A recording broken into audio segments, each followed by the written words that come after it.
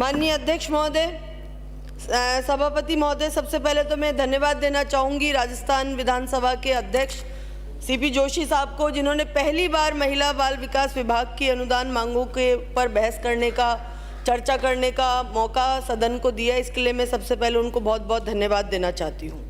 मैं सभी सम्मानीय सदस्यों के सुझावों का स्वागत करती हूँ और सदन को विश्वास दिलाना चाहती हूँ कि राजस्थान की आधी से अधिक आबादी की तरक्की, खुशहाली और स्वास्थ्य ठीक रहे, इसका प्रयास हमारी सरकार करेगी।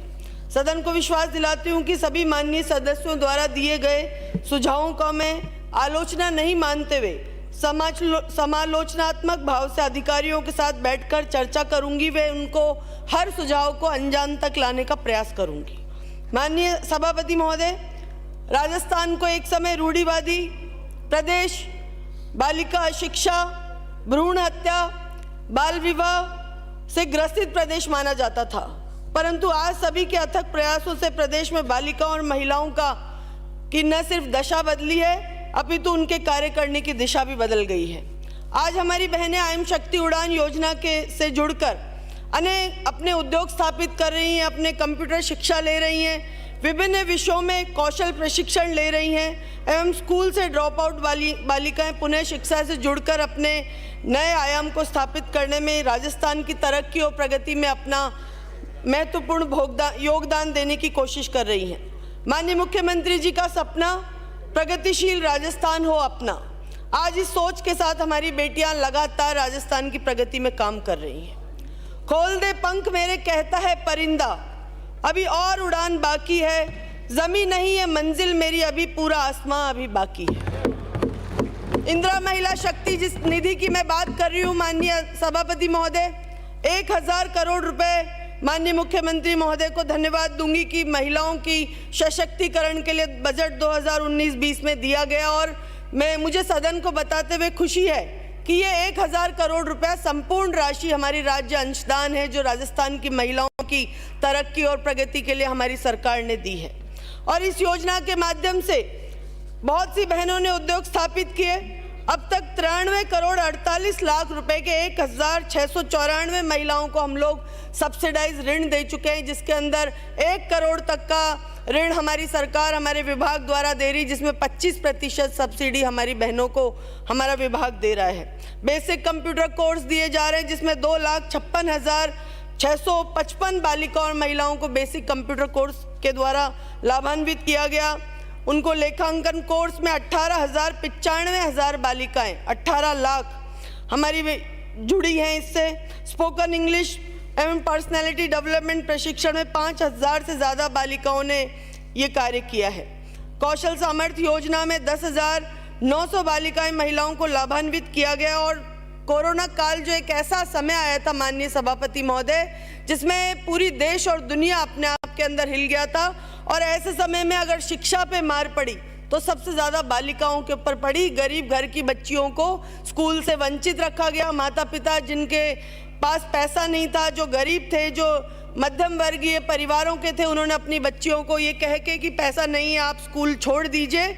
उन बालिकाओं को मुझे खुशी है सदन में बताते हुए कि हमने शिक्षा सेतु योजना में ड्रॉप आउट बच्चियों को 2,04,600 से ज़्यादा बालिकाओं को पुनः शिक्षा से जोड़ा, उनको स्कूल वापस उनको भेजा और राजस्थान की प्रगति में उन बालिकाओं का हिस्सा किसी तरह से जुड़ पाए, इसलिए उनको शिक्षित करने का प्रोत्साहन दिया।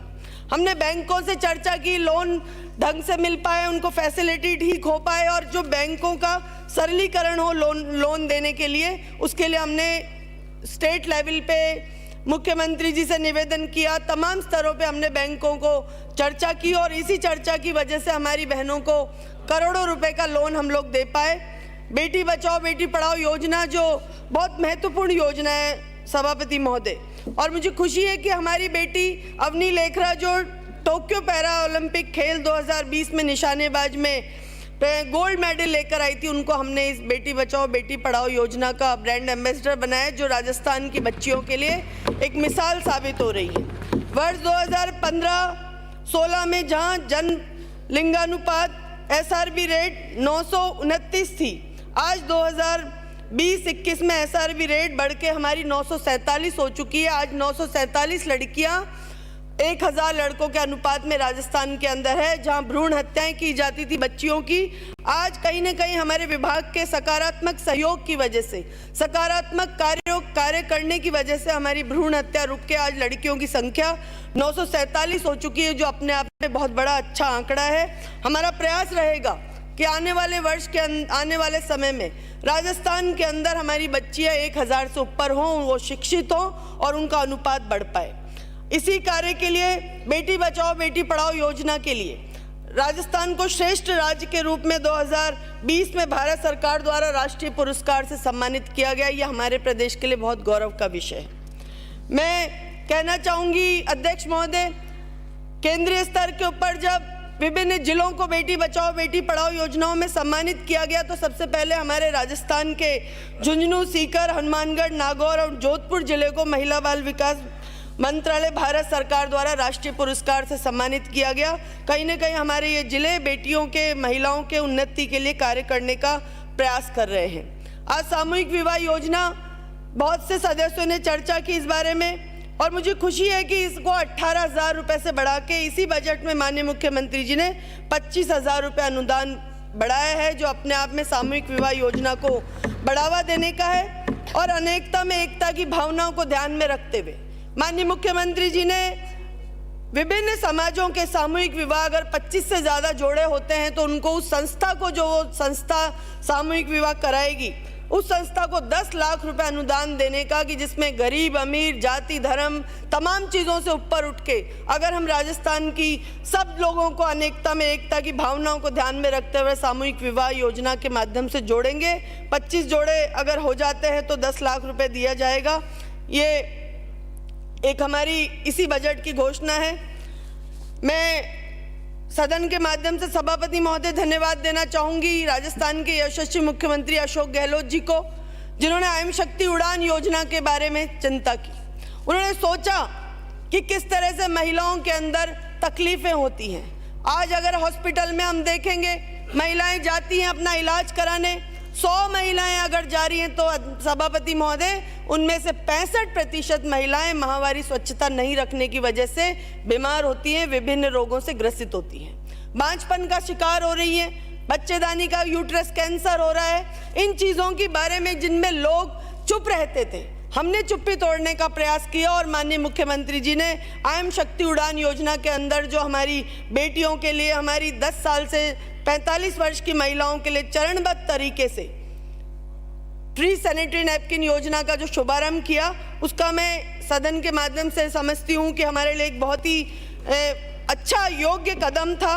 हमारी महिलाओं को निरोगी राजस्थान की संकल्पना जो राजस्थान के अंदर हम लोग साकार करना चाहते हैं, उस निरोगी राजस्थान के सपने को माननीय मुख्यमंत्री जी पूरा करने के लिए उड़ान योजना हमारी की, जिसके अंदर प्रथम चरण के अंदर हमने 19 लाख किशोरी और महिलाओं को निःशुल्क सैनिटरी नैपकिन वितरण किए, और द्वितीय चरण के अंदर जो कि 26 अगस्त 2022 से प्रारंभ किया गया, इसमें 1,51,00,000 किशोरी और बालिकाओं को लक्षित करते हुए निःशुल्क सैनिटरी नैपकिन का वितरण किया गया।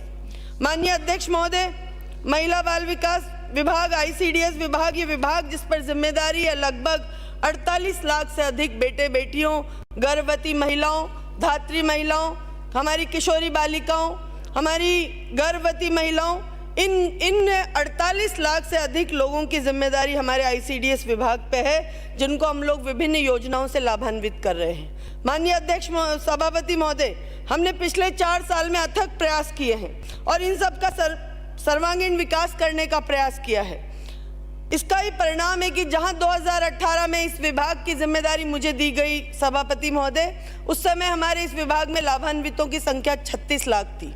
आज मुझे सदन में बताते हुए खुशी है कि कहीं न कहीं हमारी मॉनिटरिंग, कहीं न कहीं हमारी पारदर्शिता से काम करने का तरीका और कहीं न कहीं हमारे विभाग से जुड़ी हुई आंगनवाड़ी की बहनें, हमारी आशा वर्कर्स, हमारी सहयोगियाँ, तमाम एक कलेक्टिव इफर्ट्स के साथ में हमने इस विभाग को आगे बढ़ाने का प्रयास किया और आज ये जो संख्या 36 लाख थी 2018 में, मुझे सदन में बताते हुए खुशी है कि आज ये संख्या बढ़कर 48 लाख से ज़्यादा हो चुकी है हमारे आंगनवाड़ी सेंटर्स के साथियों को।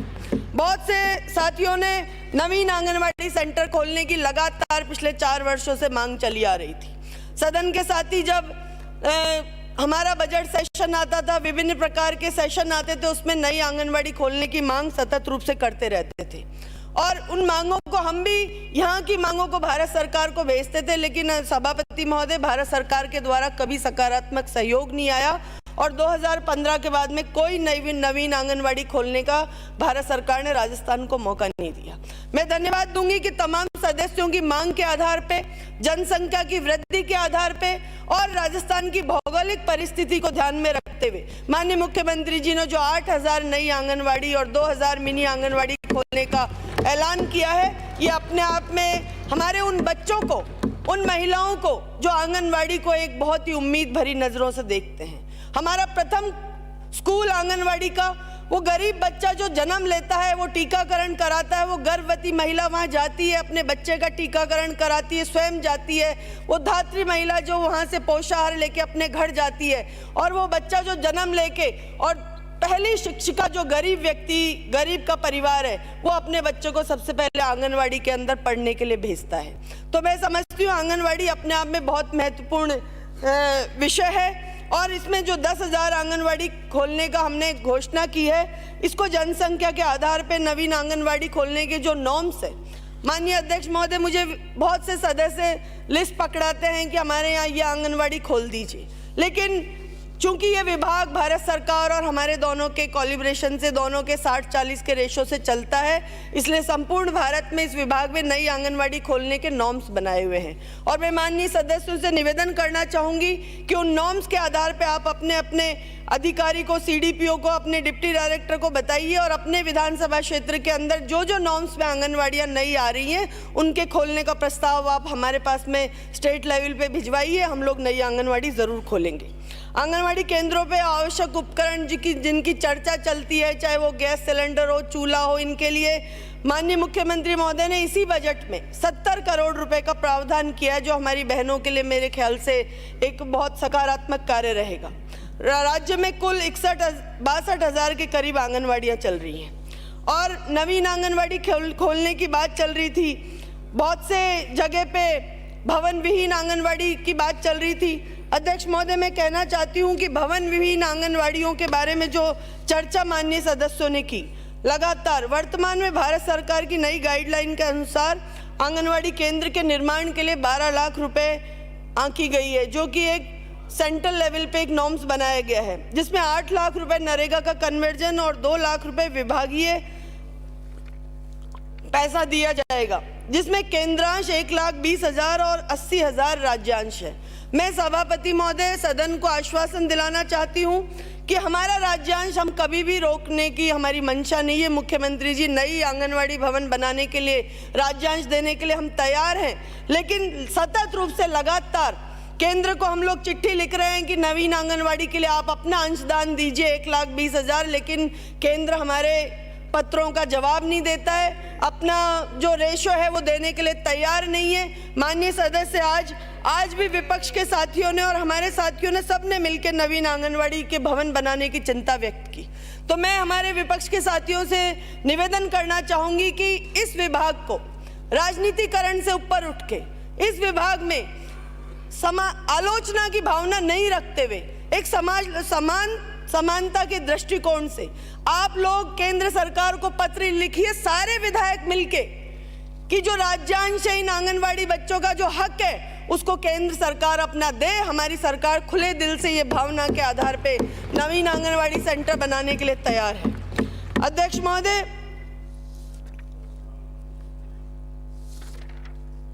मानदेय कर्मचारियों की बात चली, हमें भी चिंता है। कोरोना काल आया जो सबने देखा और ऐसे समय में जब भाई भाई एक दूसरे से दूर था, सामाजिक परिवेश इस प्रकार का बन गया था, ऐसे समय में हमारी आंगनवाड़ी की बहनें, हमारी आशा वर्कर्स, हमारी सहयोगिनी, हमारी साथिन बहनों ने राजस्थान की जनता को संभालने का प्रयास किया।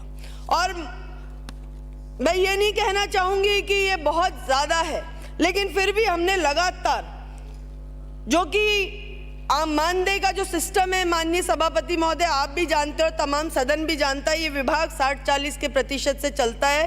60% केंद्रांश, 40% राज्यांश। और हमने राज्य सरकार में जब 2018 में 19 में हम सरकार में आए, हमने 1 अप्रैल 2021 में 10% की वृद्धि की, 1 अप्रैल 2022 में हमने 20% की वृद्धि की, और अभी बजट घोषणा में माननीय मुख्यमंत्री जी ने 15% मानदेय बढ़ाने की वृद्धि की। लगातार हमने तीनों साल में 45% मानदेय की वृद्धि राज्य सरकार ने की है, लेकिन केंद्र सरकार 1 रुपए की भी वृद्धि मानदेय कर्मचारियों के लिए आज तक हम लोग जब से राज्य सरकार में आए नहीं की। जो केंद्रांश और राज्यांश का सिस्टम 60-40 का होना चाहिए था, माननीय सभापति महोदय, आज मुझे दुख के साथ कहना पड़ रहा है कि आज राज्य 70% मानदेय दे रहा है और केंद्र 30% मानदेय दे रहा है। होना चाहिए था केंद्र का 60 और हमारा 40। तो मैं इसके लिए भी कहना चाहूंगी हमारे विपक्ष के साथियों से कि हमारी मानदेय कर्मचारियों की जब इतनी चिंता आप लोग और हम सब लोग मिलकर करते, तो हम तो अपने अथक प्रयास कर रहे हैं, लेकिन आप भी कहीं ना कहीं सकारात्मक सोच के साथ में केंद्र सरकार को लिखें और 60-40 के अनुपात का जो अनुपात है, जो हमने जो बढ़ा है 45% अनुपात, उसका 60% अनुपात ये केंद्र सरकार बढ़ाए, जिससे मानदेय कर्मचारियों की सिर्फ जो चिंता है वो कागजों में ही नहीं लिखी रहे। माननीय सदस्य बहुत चिंतित होकर बोल रहे हैं हमारी बहनें बहुत बेचारी कार्य करी। पहली बात तो माननीय सभापति महोदय, हमारी आंगनवाड़ी बहनों को बेचारी बोलने की आवश्यकता नहीं, वो सशक्त है, राजस्थान की मजबूत महिलाएं हैं, राजस्थान की मजबूत एक स्तंभ है जो राजस्थान की जनता के लिए 24 घंटे कार्य करने का प्रयास करती हैं। इसलिए बेचारी शब्द के साथ में उनको जोड़ना मैं समझती हूँ हमारी आंगनवाड़ी बहनों का अपमान है। इसलिए ये बातें बोलना कि बेचारियों का मानदेय नहीं बढ़ पा रहा, ये शब्द आप इससे भी डिलीट कराइएगा। हमारी बहनें बहुत सशक्त हैं और मेहनत करती हैं। हम लोग शाला पूर्व शिक्षा, जो मैंने आपसे अभी कहा कि गरीब परिवार का बच्चा सबसे पहले आंगनवाड़ी के अंदर पढ़ने जाता है, और 3 से 6 वर्ष के आयु के बच्चे जो आंगनवाड़ी पर केंद्रों पर शाला पूर्व शिक्षा के लिए जाते हैं, 2018 में माननीय सभापति महोदय ये संख्या 10 लाख थी। 10 लाख बच्चे 2018 के अंदर आंगनवाड़ी में शाला पूर्व शिक्षा के लिए जाते थे। आज ये संख्या जो है वो 10 लाख से बढ़ के 17 लाख हो चुकी है। 17 लाख बच्चे आज आंगनवाड़ी के अंदर हमारे शाला पूर्व शिक्षा में जा रहे हैं। और कोरोना काल के समय जब सब लोग बहुत विचलित थे, ऐसे समय में हमारी शाला पूर्व शिक्षा की बहनों ने घर घर जाके बुक्स देना, किताबें देना, हमारी उमंग तरंग किलकारी जो किताबें आती वो घर पे जाके बांटना और बच्चों को ढंग से सारी चीज़ समझाना। इसके लिए भारत सरकार ने 2020-21 में ऑनलाइन शिक्षा के सार्थक प्रयासों के लिए राज्य सरकार को फैसिलिटेट किया। हम लोगों को, हमारे विभाग को पुरस्कृत किया गया इस बात के लिए कि शाला पूर्व शिक्षा में आप लोगों ने कोरोना काल के अंदर अच्छा कार्य किया। प्रधानमंत्री मातृवंदन योजना के माध्यम से जुड़ रही हैं हमारी बहनें। इंदिरा गांधी मातृत्व पोषण योजना, माननीय सभापति महोदय, प्रथम बच्चे पे भारत सरकार 60-40 के हिसाब से पैसा देती है गर्भवती महिला को, लेकिन एक बच्चा अगर किसी के घर में लड़का पैदा हो गया और वो महिला अगर दोबारा गर्भवती हो गई और वो गरीब घर की महिला है, मध्यम वर्गीय परिवार की महिला है सभापति महोदय, तो दूसरे संतान पे उस परिवार में उसकी चिंता करना छोड़ दिया जाता है कि बेटा तो हो चुका है, अब अगर मान लो कुछ भी हो जाए, खाए पिए जो कुछ करे। हम लोगों ने इसकी चिंता की और मुझे खुशी है कि इंदिरा गांधी मातृत्व पोषण योजना को पहले हमने 5 जिलों से, जो हमारे टीएसपी इलाके थे और हमारा शहरिया बाहुल्य इलाका 12 था, उससे शुरू किया 2020 में। और आज पिछले बजट में हमने इंदिरा गांधी मातृत्व पोषण योजना को संपूर्ण राजस्थान के अंदर लागू किया गया। दूसरी संतान पे राजस्थान सरकार हमारी लड़का होने पे 6,000 रुपये और लड़की होने पे 8,000 रुपये की राशि सभापति महोदय दे रही है। इसमें भी हमारा अंशदान है। हमने केंद्र सरकार को पुनः प्रार्थना की है कि आप इसके अंदर 60-40 के रेशो के हिसाब से अपना अनुदान दीजिए। पोषाहार के बारे में बहुत से साथियों ने अपनी अपनी बात कही। एसएचजी के माध्यम से बनाया जा रहा था। कोविड काल के दौरान हमने रॉ राशन देने का प्रयास किया, लेकिन भारत सरकार की 13/1/21 की गाइडलाइन में उन्होंने गाइडलाइन भेजी कि आप बंद करिए और इसको फोर्टिफाइड माइक्रोन्यूट्रिएंट फोर्टिफाइड रेसिपियाँ तैयार करके आप इनको बांटिए। तो भारत सरकार की गाइडलाइन के आधार पे 1 अप्रैल 2022 से कॉन्फेड के माध्यम से हम लोगों ने पोषाहार शुरू किया, जिसमें फोर्टिफाइड न्यूट्री मीठा दलिया, फोर्टिफाइड मूंग दाल चावल खिचड़ी, गेहूं दलिया, फोर्टिफाइड बाल आहार प्रीमिक्स और उपमा प्रीमिक्स, मीठा नमकीन, मीठा मुरमुरा और तमाम इन सब चीज़ों को हमने इसमें शामिल किया। 2018 में जहां लाभार्थियों की संख्या 36 लाख थी, आज हमारी 48,64,000 हो चुकी है। माननीय अध्यक्ष महोदय, पिछले 4 साल के अंदर हमारी लगभग 12 लाख लाभार्थियों की संख्या इसमें बढ़ चुकी है। पूरक पोषाहार के बारे में सभी तमाम साथियों ने चिंता व्यक्त की, उसके सिस्टम के ऊपर अपनी अपनी राय दी। सभापति महोदय, मैं कहना चाहूँगी कि पोषाहार की आंगनवाड़ी केंद्रों तक डोर स्टेप डिलीवरी की जाती है और पूरक पोषाहार आपूर्ति चालानों पर QR कोड प्रिंट है, जिसको QR कोड के माध्यम से लिया जाता है। मोबाइल प्राप्ति पर वितरण की मोबाइल ऐप के माध्यम से निगरानी की जाती है। भारत सरकार से मान्यता प्राप्त प्रयोगशालाओं से पूरक पोषाहार की उत्थान स्थल एवं आंगनवाड़ी केंद्रों से रैंडम तौर पे नमूने लेकर जांच भी समय समय पे की जाती है। पोषाहार आपूर्ति के संबंध में किसी प्रकार की शिकायत होने पे पाउच पर छपे हुए फ़ोन नंबर पे तुरंत प्रभाव से लाभार्थी या फिर हमारी आंगनवाड़ी वर्कर उस पर लिखे हुए नंबरों पे शिकायत कर सकती है, जिससे अगर वो ख़राब है तो उसको बदलाया जा सकता है। मानक गुणवत्ता अनुसार पोषाहार उपलब्ध कराया जा रहा है। माननीय सभापति महोदय, आज NFSA 5 जो है, नेशनल फैमिली हेल्थ सर्वे 2020-21 राष्ट्रीय अनुसार राष्ट्रीय औसत से राज्य की तुलनात्मक जो हमारी नवजात मृत्यु दर है, NNMR जन्म से 28 दिवस तक प्रति 1000 भारत के अंदर अगर अनुपात आ रहा है तो पूरे देश का अनुपात 24% आ रहा है, राजस्थान का 20% आ रहा है। IMR शिशु मृत्यु दर जो जन्म से 1 वर्ष तक होती है, उसको भारत के अंदर पूरी कंट्री वाइड अगर हम देखें तो 35% आ रहा है, राजस्थान के अंदर 30% आ रहा है। U5MR बाल मृत्यु दर जो 5 वर्ष के अंदर होती है, सभापति महोदय, प्रति 1000 भारत का दर 41% आ रहा है, राजस्थान का 37% आ रहा है। हमारी 5 वर्ष के बच्चों का जो नाटापन है, उसके अंदर भारत का एवरेज 35%, राजस्थान का 30%। हमारे दुबलेपन जो बच्चों के अंदर ये तकलीफ रहती है, इसके अंदर भारत का प्रतिशत 19.3% और हमारा 16.2% है। एनीमिया 6 माह से 59 माह के बच्चों में एनीमिया की दर जो है वो देश के अंदर 68% है, जबकि राजस्थान के अंदर 60% है। इंस्टीट्यूशनल डिलीवरी जो हमारी संस्थागत प्रसव हम लोग करवाते हैं, इसके अंदर अगर NFSA 4 15-16 के अनुसार राजस्थान में 84% था, लेकिन आज NFSA 5 2020-21 के अनुपात में अगर हम देखते हैं तो राजस्थान में संस्थागत प्रसव 95% हो रहे हैं। सभापति महोदय, जो हमारा राष्ट्रीय स्तर है NNMR का, IMR का, U5MR का, इनमें अभी अनुपात जो है वो मैं आपको पढ़ के सुना रही थी, लेकिन ये अभी इसमें और मेहनत करने की हमें आवश्यकता है। चिकित्सा विभाग के साथ हमारा विभाग मिलके हमारी NNMR और IMR में हमारी मातृ मृत्यु दर और शिशु मृत्यु दर के अंदर हम प्रयास करेंगे कि हमारा प्रतिशत और कम हो और हमारे बच्चे स्वस्थ हो, हमारी माता स्वस्थ हो।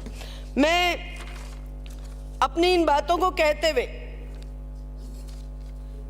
अभी हमारे माननीय मुख्यमंत्री महोदय के कुशल नेतृत्व में हमने विभाग में महिलाओं एवं बच्चों के सर्वांगीण विकास हेतु कृत संकल्प है, इसका निरंतर हम लोग प्रयास करें और राजस्थान की सरकार यशस्वी मुख्यमंत्री अशोक गहलोत जी के नेतृत्व में इस विभाग को आगे लेके जाना चाहती है। और मैं समझती हूँ कि जिस तरह से हमारी कई योजनाएं हिंदुस्तान भर में नवाचार बन के निकली है, चाहे उड़ान योजना हो, चाहे इंदिरा गांधी मातृत्व पोषण योजना हो, हम लोग प्रयास करेंगे कि हमारी इन योजनाओं के माध्यम से हम इस विभाग को आगे बढ़ा पाएँ।